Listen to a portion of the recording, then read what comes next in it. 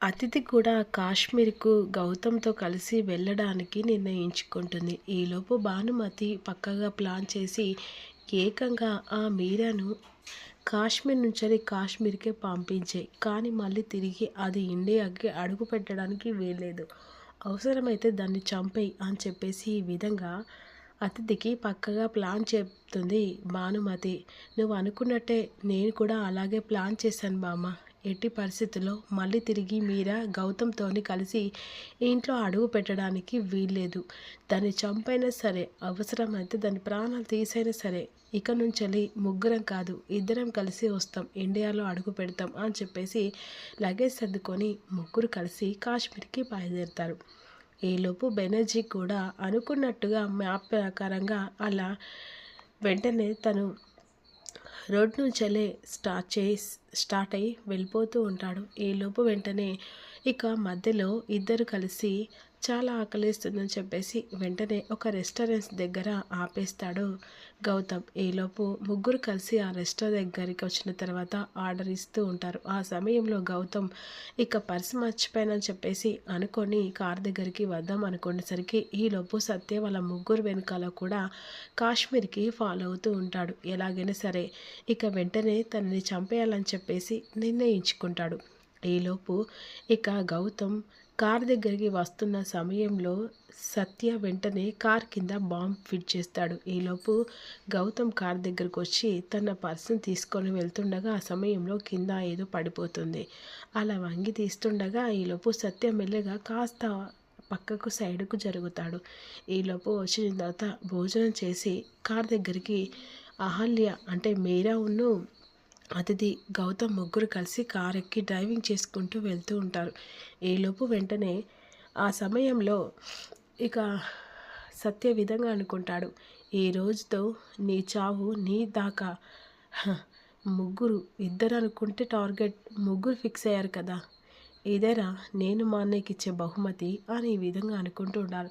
ఈలోపు కారు ఎక్కుతుండగా పక్క సీట్లో వెంటనే అతిథి కూర్చుంటుండగా అదే సమయానికి అతిథి నువ్వు వెనకాల కూర్చో, మీరా గారు నా పక్కన కూర్చుంటారు అని చెప్పేసి అంటుంది. అదేంటి, అసలు నేను నీ పక్కన కూర్చునేదాన్ని, అంతేకాని అసలు మీరెందుకు కూర్చోలే, గౌతమ్ గారు ఎక్కడ కూర్చుంటేంది, ఇద్దరు ఒకే చోట కూర్చుంటాం లేని అని చెప్పేసి అన్న తర్వాత ఇక కోపంగా చూస్తూ ఉంటుంది. ఈలోపు డ్రైవింగ్ చేసుకుంటూ వెళ్తూ ఉంటారు.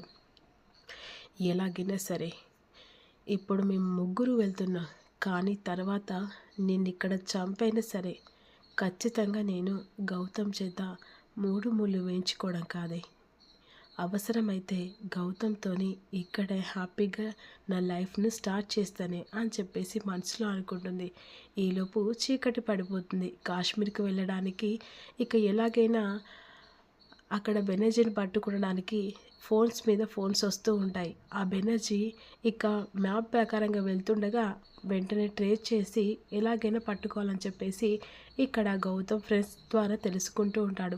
చీకటి పడిపోతుంది. ఈలోపు వెంటనే ఒక హోటల్ దగ్గర దిగేస్తారు. ఆ టైంలో హోటల్ దగ్గర తిన్న తర్వాత ఒకే రూమ్ తీసుకోమని చెప్పేసి అంటుండగా ఆ సమయంలో గౌతమ్ 2 రూమ్స్ తీసుకుంటాడు. వెంటనే 2 రూమ్ తీసుకున్న తర్వాత ఇక నేను ఒక రూమ్‌లో మీరిద్దరు కలిసి ఒక రూమ్‌లో ఇక స్టే చేసి ఎర్లీ మార్నింగే వెళ్ళిపోదాం అని అన్న తర్వాత, అదేంటి గౌతమ్, తను పరాయిది కాబట్టి తనకొక రూమ్ ఇచ్చేయి, మనిద్దరం ఒక రూమ్‌లో స్టే చేద్దాం. పిచ్చి గాని పట్టిందా, అసలు ఏం మాట్లాడుతున్నావు, కనీసం నీకు అర్థమవుతుందా, బుర్రకెక్కుతుందా? నేను నీతో పాటుగా స్టే చేయడానికి, హ్యాపీగా ఉండడానికి రాలేదు. బాధ్యతగా ఇక్కడికి వచ్చాను. నువ్వు ఇలాంటి ఏదో చేస్తావనే నేను వద్దని చెప్పాను. అవసరమైతే ఇప్పటికిప్పుడు నేను ఇక్కడి నుంచి రిటర్న్ పంపించగలను. వదిలే, నేను ఆ మీరతో కలిసి పడుకుంటానులే, ఎందుకంత కోపం అని చెప్పేసి ఇక ఇద్దరు కలిసి ఆ రూమ్లో పడుకుంటారు. అప్పుడు వెంటనే ఇక మీరాను ఇక్కడ చంపేస్తే గౌతమ్‌తోని రాదు కదా అని చెప్పేసి థింక్ చేస్తూ ఉంటుంది. ఆ సమయంలో వెంటనే మీరా పడుకుంటుంది. ఇక అతిథి ఫోన్ చూస్తూ ఉంటుంది. ఒసేయ్, అసలు నువ్వు ఈరోజు నా జీవితంలో అడుగు పెట్టిందే కాకుండా ఏకంగా గౌతమ్‌ని కూడా రెచ్చగొట్టి గౌతమ్‌తోని నేను హ్యాపీగా లైఫ్‌ను స్టార్ట్ చేయాలనుకుంటున్న టైంలో మళ్ళీ గౌతమ్ జీవితంలో అడుగు పెట్టావు. ఇక అహల్య రూపంలో మీరాగా. కానీ నిన్ను ఎలా వదిలిపెడతానే? ఈరోజు నువ్వు నా చెవిలో చావాల్సిందే. నిన్ను చంపితే కానీ గౌతమ్ నా మెడలో 3 ముళ్ళు వేయడే అని చెప్పేసి అనుకుంటూ ఉంటుంది. ఈలోపు వెంటనే అలా పడుకుంటుంది.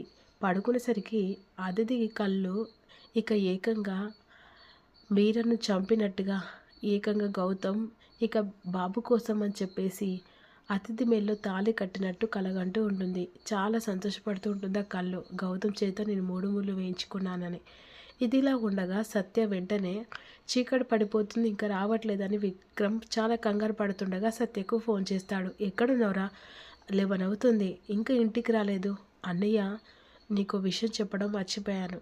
నేను ఇక్కడ ఇండియాలో లేను. నేను కాశ్మీర్ వైపు వచ్చాను. ఎందుకురా? అక్కడికి ఎందుకు వెళ్ళావు?